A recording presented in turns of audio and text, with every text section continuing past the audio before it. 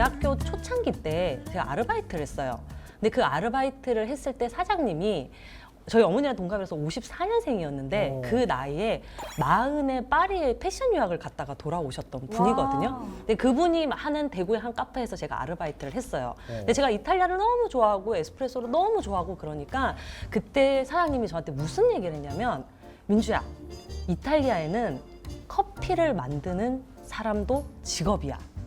그 사람을 우리는 바리스타라고 부르는데 네가 그렇게 이탈리아를 가고 싶으면 에스프레소 좋아하니까 가서 바리스타 공부를 한번 해보면 어때? 라고 저한테 2000년도에 얘기를 하셨어요. 자, 여기서 질문. 우리나라 최초의 스타벅스가 몇 년도에 생긴 줄 아세요? 1992년. 95년. 이화여대 앞에 생겼고요. 1999년도에 1호점이 생겨요. 내가 제일 가까웠네. 제가 네. 2000년도에 대구에서 아르바이트를 할 때쯤이면 네. 스타벅스 1호점이 생긴 지 1년도 채 되지 않았으니까 아무도 바리스타란 말을 모르던 때예요. 모를 때네. 그래서 제가 집에 와서 검색을 했는데 한글로 바리스타란 검색어가 검색이 안 됐어요. 아. 안 쓰던 그런데 단어니까. 제가 점을 찍었잖아요. 이탈리아를 가겠다라고 막연하게 생각하다가 네. 이탈리아 가서 바리스타를 하겠다고 점을 탁 찍었는데 문제는 갈 수 있는 방향은 정해졌는데 갈 수 있는 방법을 알 수 있는 법이 없는 거예요. 대구에서 제 주변에 이탈리아 가본 사람도 없고 바리스타를 안 사람도 없고 근데 아버지한테 선언했어요. 나는 이탈리아 바리스타로 가겠다. 아버지가 바리스타가 뭐냐? 커피를 만드는 사람이다.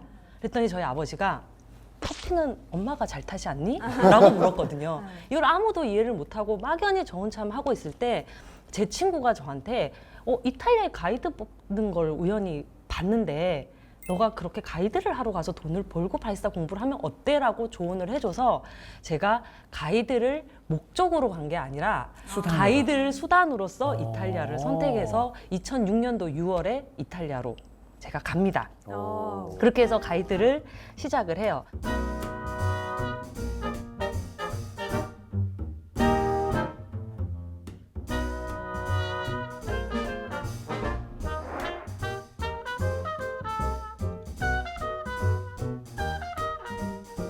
제가 2006년도부터 가이드를 시작했는데 세상의 모든 직업을 알 수는 없잖아요. 그래서 저는 그냥 바리스타를 아니까 이렇게 생각을 했는데 가이드를 해보니까 제가 몰랐던 것뿐이지 제가 되게 잘하는 일이었던 거예요. 가이드라는 직업이 저한테 되게 잘 맞아서 너무너무 즐거웠어요. 그래서 7년이라는 시간 동안 진짜 신나게 가이드를 했거든요. 수단으로 생각한 걸 꽤 오래 네, 하셨네요. 정말 네. 이거 하다가 바티칸 방문해서 까무러쳐도 좋겠다 싶을 만큼 너무너무 좋았어요. 그리고 여기서 만났던 저희 사수 선배님과 결혼까지 하게 되고 처음에는 한 5년 돈 벌고 바리스타 해야지라고 생각한 게 이제 7년이 되고 아이까지 생기는 상황에서 2013년도가 돼서 제가 임신을 하게 되면서 이 7년간의 가이드 일을 멈추게 됐는데요. 여기 지금 직장 몇 년 차이신지는 잘 모르겠지만 일하시는 게 보통 저는 한 딱 10년 차입니다. 3년 차, 7년 차 때 위기가 오거든요. 뭔가 한번 그만두고 싶다던가 뭔가 다른 걸 해보고 싶다던가 신경의 변화가 생기는. 신경의 변화가 생겼는데 요때 제가 임신했을 때가 좀 그만하고 싶다. 매너리즘에 좀 빠지고 일도 좀 재밌는 것도 사그라들고 했던 상황에 임신해서 되게 행복하다고 생각했어요. 근데 그게 가능했던 이유는 전 다시 복귀할 수 있을 줄 알았거든요. 가이드 일에. 네. 근데 지금이랑 좀 다른데요. 현재 여행 시장의 트렌드는 긴 투어를 좋아하지 않아요. 반나절 정도만 투어 해주고 오후에는 본인이 가고 싶은 맛집을 가고 쇼핑을 하는 걸 하는 시기지만 제가 임신했던 2013년도는 민박집에서 민박집 주는 밥 먹으면서 돈 아끼면서 하루 종일 빡세게 여행을 하던 시절이라서 저희가 투어가 한 아침 7시 시작하면 저녁 10시까지 야경 투어를 해줘야 되는 종일 투어. 정말 좀 타이트한 투어였어요. 그러니까 이거는 할 수가 없는 상황이었고 제가 일을 하기 위해서 남편이 그날 일을 안 해야 되는 거예요. 아이를 맡길 수가 없으니까. 그래서 이게 경력이 딱 단절이 되는 순간에 이걸 현실을 자각했는데 경력 단절이 문제가 아니라 좀 슬펐던 게 내가 7년간 이렇게 신나게 가이드를 하고 내가 엄청 고생을 했는데 그냥 끝나면 끝인 거예요. 그리고 7년 동안 회사가 성장하면서 교육 시스템이 만들어지니까 저는 정말 어렵게 배운 이 투어가 와서 한 달 견습하면 바로 투입이 되는 상황이 됐기 속성이 때문에 가능한, 예. 회사에서 굳이 저를 부를 이유도 없는 상황이 된 거예요.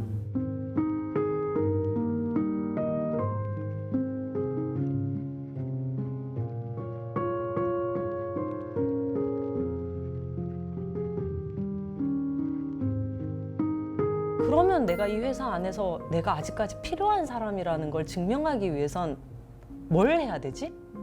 라고 계속 고민을 했어요. 그래서 제가 발견한 게 있습니다. 오. 뭐였을 것 같아요? 댄스. 신생 회사를 세운다. 그럼 배신한다. 배신한다. 회사를 배신한다. 등지고. 노하우를 쏙 배운다. 노래를 하거나. 가이드 중에 아무도 임신과 육아를 경험해 본 사람이 없어요. 이탈리아 안에서. 그래서 가이드를 하면서 가이드들이 항상 힘들었던 게 뭐냐면 손님들이 가족 단위로 온다던가 아이가 뭔가 아프다던가 아니면 한국에 있는 누구한테 아이 선물할 때 어떤 거 사줘야 되냐고 물었을 때 그거에 대해서 구체적으로 대답을 해줄 수 있는 정보를 가진 사람이 없었어요. 그리고 2013년도 이때는 블로그에 그게 막 다양하게 있을 때도 아니고 유튜브가 활성화돼 있지도 않으니까 이 정보가 너무 없었거든요. 근데 제가 임신해서 아이를 낳고 애가 아플 때 병원을 가고 애한테 필요한 걸 사다 보니까 이런 정보가 필요하겠다라는 생각이 들어서 제가 이때 블로그를 시작합니다. 그리고 이런 정보성 글들을 올리기 시작을 하고 회사 게시판에다가도 같이 올렸어요. 그래서 이 회사 안에서 제 김민주는 찐 정보를 아는 애야 라고 인식이 되기 시작하면서 가족들만 오면 저한테 전화가 오는 거예요. 이거 어떻게 해야 되냐. 그리고 아이들과 같이 가기 좋은 곳, 아이들과 같이 가면 좋을 식당 이런 정보들을 제가 모아서 이걸 올리기 시작을 했어요. 그러다가 이렇게 블로그 생활을 하다가 아이가 3살이 됐어요. 지금 저 중간에 있는 애가 이한이거든요. 네. 이한이가 지금 등을 지고 하늘을 보고 있는데 이유가 아토피가 너무 심했어요. 이탈리아에서요? 이탈리아 내에서. 그래서 지금 목에 너무 긁어서 지금 거즈를 목에 묶어놓은 거예요. 긁지 말라고. 너무 심한데 이탈리아 내에서 아토피에 대한 정보가 너무 없는 거예요. 그래서 제가 블로그에 이 시점에 글이 좀 변해요. 정보성 글이 아니라 힘들어 못 살겠다 수준의 내 힘듦을 토로하는 글들을 올리기 시작을 하고 그리고 또 하나의 문제가 한 개 더 발생해요. 제가 아무리 한국말을 해도 아이가 대답을 이태리 말로 하기 시작하는 거예요. 어린이집을 다니면서. 그렇겠다. 주어진 환경이. 네, 환경이. 그래서 너무 무서운 게 나는 여기서 잘한 사람도 아니고 원어민도 아닌데 그러면 일정 어떤 나이가 탁 되면 나랑 이 아이의 대화는 어떻게 되지? 이런 생각이 좀 무섭더라고요. 그래서 제가 이 2가지의 얘기를 블로그에 글을 쓰기 시작했는데 썼던 이유는 힘들어서가 아니고요. 제가 검색을 해봤는데 아무도 여기에 대한 글을 적어놓은 사람이 없어요. 그래서 제가 느끼기에 앞으로는 국제 커플이 아니라 한국 부부가 외국 나가서 아이를 낳고 기르는 일들이 훨씬 더 많아질 텐데 그렇죠. 그 사람들이 나 같은 일을 겪게 됐을 때 내 글을 통해서 조금 도움이 됐으면 좋겠다라는 마음으로 블로그에 글을 쓰기 시작하면서 점점 댓글이 많아지기 시작하는 거예요. 그렇겠네. 필요했다, 이런 글 써줘서 고맙다.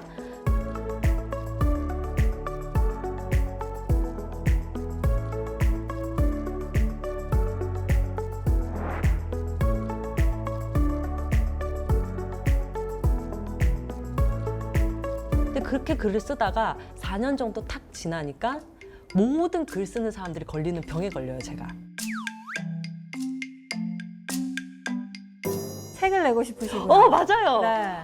책 내고 싶다 병에 제가 걸린 거예요. 그리고 댓글이 막 달리니까 내 글 좀 이젠 팔리면 막 베스트셀러 오를 것 같다는 생각이 들어서 제가 한 200군데인가 300군데 투고를 시작합니다.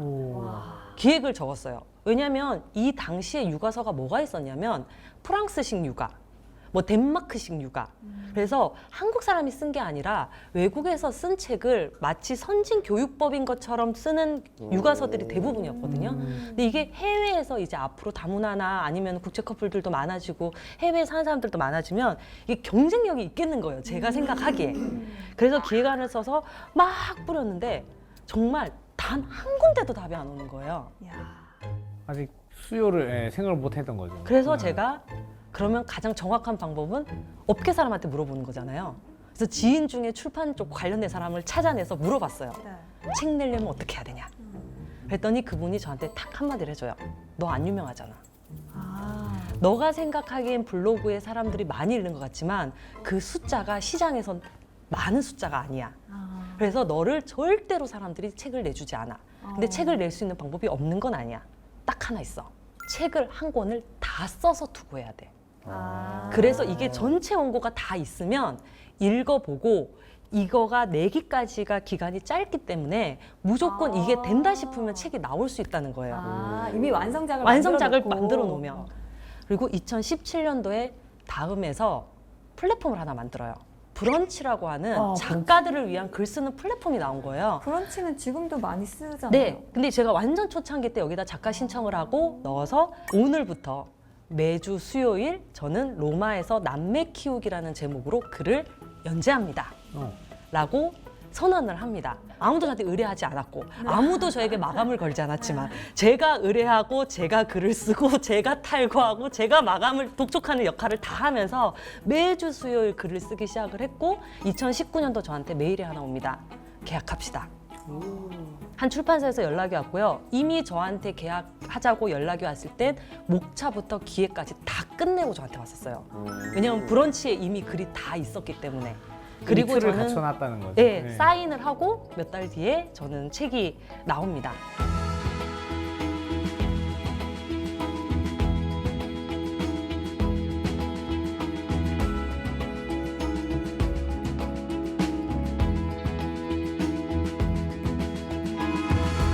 저 책에 모든 곳에 맥이 통하는 게 하나 있어요. 제가 글을 계속 쓸 수 있었던 이유가 뭐냐면 첫째 아이 이안의 말 때문인데요. 남편은 가이드로 바빴고 저는 이탈리아에서 처음 겪는 이 모든 육아의 상황들이 다 힘들었어요. 근데 그 모든 상황을 제가 아이를 데리고 다녔어야 되거든요. 맡길 데가 없으니까. 근데 그때마다 너무 힘드니까 애 앞에서 왜 이렇게 늦는 거지? 왜 이건 안 되는 거지? 한국은 아니란데. 이런 얘기를 툭툭 던졌거든요. 이거는 사실은 애가 있으니까 애한테 한 말이지 한 3, 4살 된 애한테 제가 뭔가를 원하고 했던 말은 아닌데 아이가 저의 말에 대답을 하기 시작을 했어요. 예를 들면 이런 일이 있었습니다.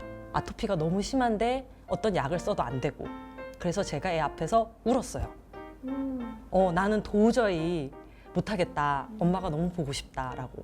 근데 제가 이탈리아 오기 직전에 저희 어머니가 교통사고로 돌아가셔서 제가 마음을 되게 굳게 먹는 일이 되기도 했는데 너무 엄마가 보고 싶어라고 우니까 아이가 저한테 뭐라고 했냐면 이때가 4살이에요. 그래서 내가 왔어. 엄마가 슬퍼하지 말라고 엄마의 엄마를 대신해서 내가 온 거야 라고 얘기하는 거예요. 근데 순간적으로 제가 이 얘기를 듣는데 어떻게 해야 될지 모르겠는 거예요. 그래서 이 얘기를 적고 이 얘기를 글로 썼어요. 작가님의 아들이라서 그런가? 말을 어떻게 저렇게 확실해요? 시적으로 하죠? 되게 약간 이탈리아적인 표현. 맞아요. 제가 처음에는 이 아이가 뭔가 좀 특별하다고 생각했어요. 근데 그게 아니고 이 말을 그대로 이탈리아 말로 옮기면 사실 전혀 이상한 말이 아니에요. 이탈리아식 표현 방법 근데 같아요. 이탈리아에서 하는 표현이 한국말로 옮겨졌는데 이 표현을 우리가 쓰지 않는 표현이다 보니 우리한테는 생소하죠. 어떻게 보면 생소하기도 하고 어떤 식으로면 되게 낭만적으로 들리는 거예요. 그러니까 예를 들어서 이한이 친구 중에 크리스티안이라는 애가 있거든요. 근데 이한이 스펠링으로 IAN이라고 써요. 크리스티안이라고 적으면 맨 마지막에 IAN으로 끝나거든요. 근데 자기 이름을 탁 쓰고는 이 안에 너 있다. 내 이름 안에 네가 있어. 이렇게 얘기를 했어요.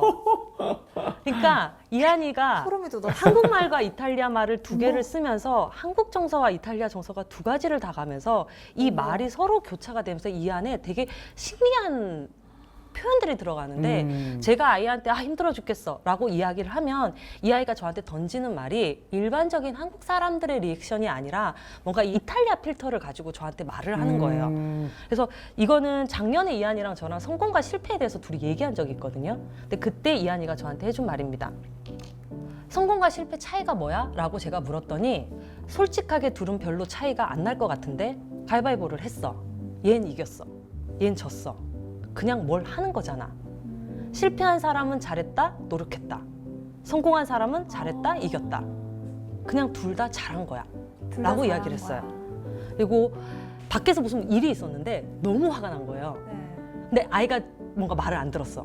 근데 이 정도까지 화낼 일은 아닌데 겪어보시겠지만 화난 일을 이 아이한테 풀어지. 푸는 거예요. 근데 순간적으로. 풀고 나니까 너무 미안한 거예요. 이 정도까지 할 일은 아닌데.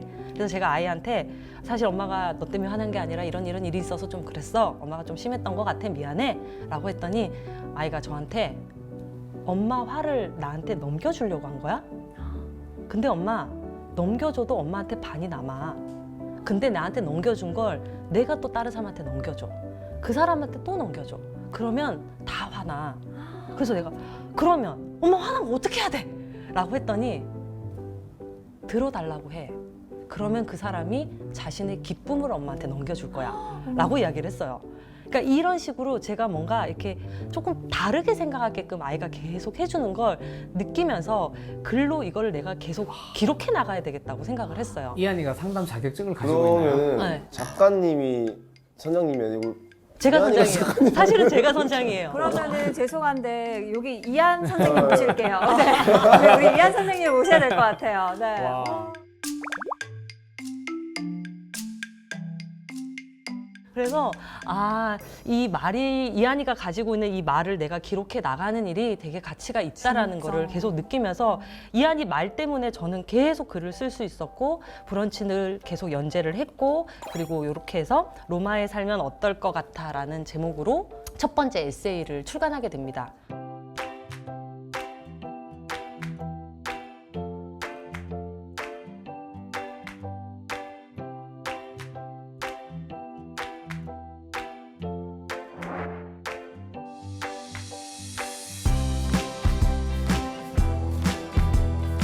궁금한 게 있습니다. 네, 말씀해 주세요. 그러면은 저 이제 이한이의 말들이 워낙 아름다워서 이걸 남기기 시작하신 거잖아요. 네. 그럼 저 책을 이제 만들려면 막 마감을 하고 해야 되니까 네. 나중에는 이한이에게 압박을 가하셨나요? 말해봐 이렇게 하면서 압박을 가하시진 아니 뭐 않으셨나요? 황금알을 낳는 거위도 아니고 찌른다고 몇 장이 나오면 모자라 막 이러면서. 근데 압박을 당하는 정도는 아닌데 저희 집 앞에 바가 하나 있어요. 네. 네, 진짜 칵테일 팔고 하는 데인데 그냥 아이들 데리고 이제 광장처럼 돼 있어서 그냥 간단하게 할 수 있는 저는 거의 일주일에 2-3번 정도는 이한이랑 둘이 거기 가서 한 잔을 해요. 그리고 한 3-4시간씩 둘이 앉아서 계속 얘기를 해요. 때로는 엄마가 되고 아이를 키우고 이 많은 것들이 저의 경력을 단절시키기도 하지만 조금 전에 저보고 이한이가 선장 아닙니까? 라고 했는데 엄마라는 이유로 저에게 새로운 경력이 생길 수 있고 이 안에서 제가 할 수 있는 일들이 무궁무진하게 만들어질 수 있다는 걸 이때 깨닫고 제가 다음으로는 출판을 하기로 마음을 먹어요. 이한이의 말을 3년 동안 모아놨거든요. 다 노트를 해놨는데 모두 다 글로 쓸 수는 없으니까 이 아이를 말을 담아놓은 책을 내고 싶다.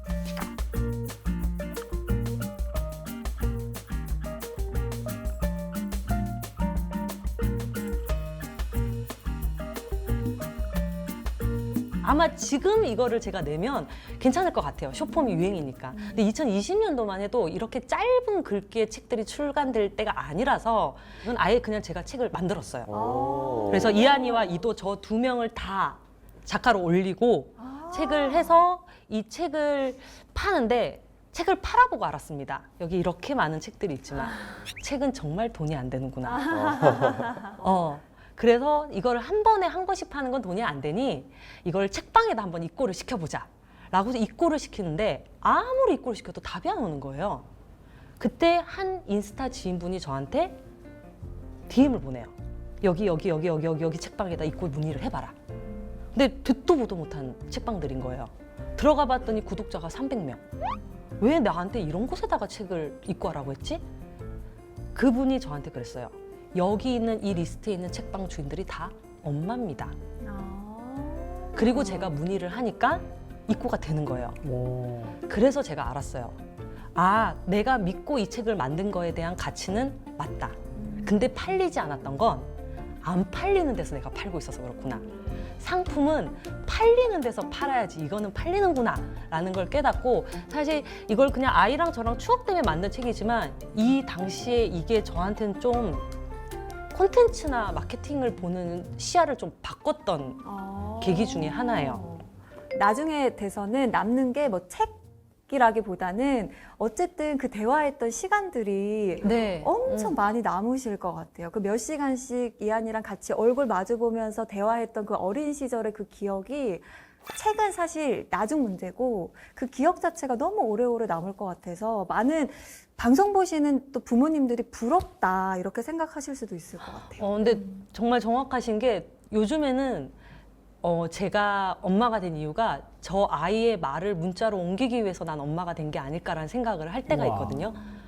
왜냐하면 아이의 말은 가장 곁에 있는 게 엄마니까 엄마가 기록하지 않으면 사실 다 흩어지는 말이잖아요. 아이는 뱉은 말을 기억을 못 합니다. 그래서 그게 진짜 너무 귀한 순간들이다라는 생각을 많이 해요.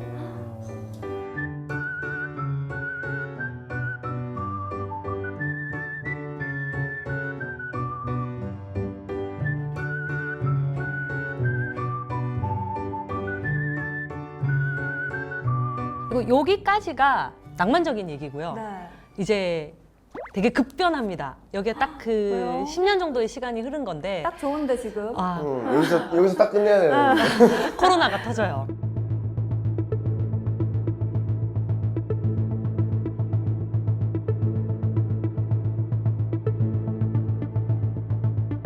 정말 아무것도 할 수 없는 순간이 와요.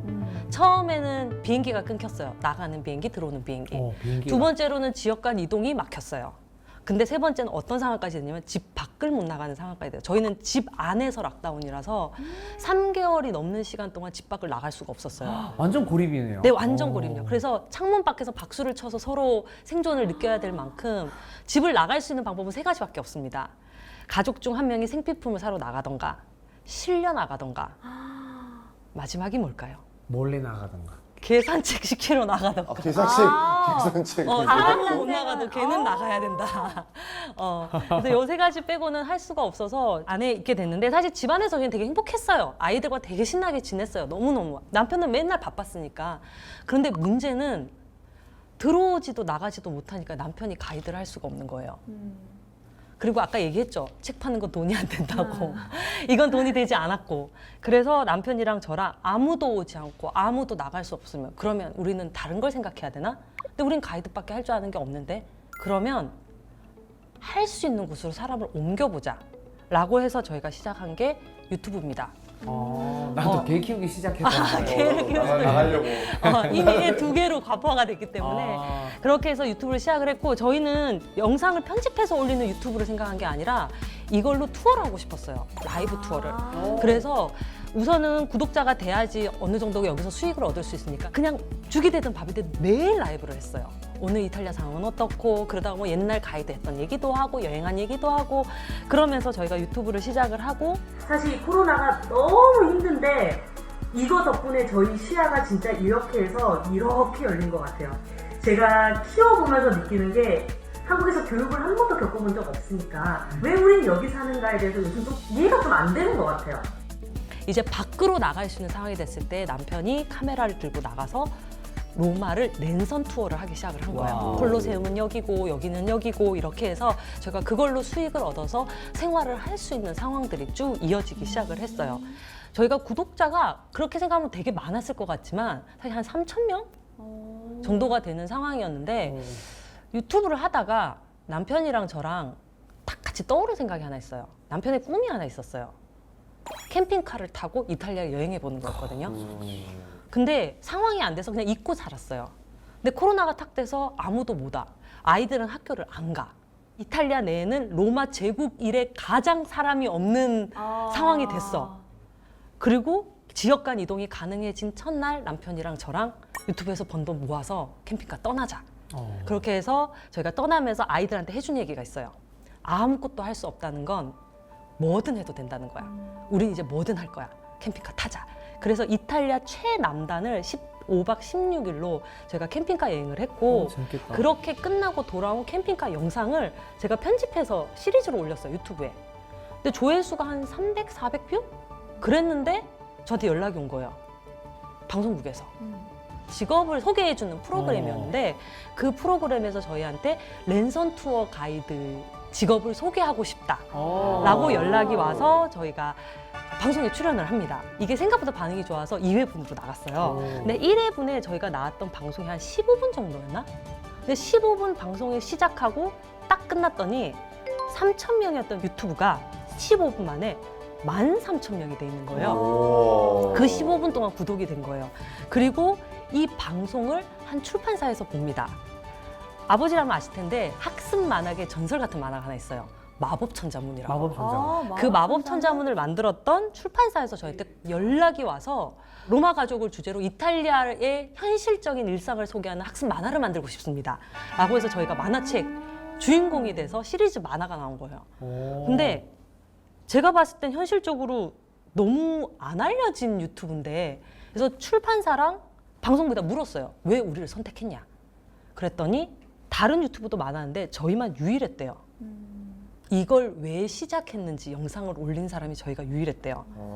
이걸 왜 했고, 이걸 어떻게 했고, 그리고 4명 다 가족들 캐릭터가 나와 있어서 이거를 콘텐츠로 뽑기에는 너무 좋은 거가 있었고, 저희가 몇 년 동안 쌓여져 있는 게 있다 보니까 만들기가 좋았다라고 하더라고요. 캐릭터 그리고 엄마, 아빠, 네, 이안, 맞아요. 이도 이렇게 돼 성격도 있어요. 나오고. 그때 제가 크게 깨닫습니다. 이 전까지는 막 어그로도 끌고 싶고 썸네일도 자극적으로 뽑고 내용도 막 뽑고 싶었는데, 중요한 건 구독자 수, 조회수가 아니다. 30명이 봐도 그 안에 방송국 PD가 있으면 다른 문제인 거고, 구독자가 3명이라도 그 3명 중에 1명이 출판사 관계자면 이거는 다른 얘기다.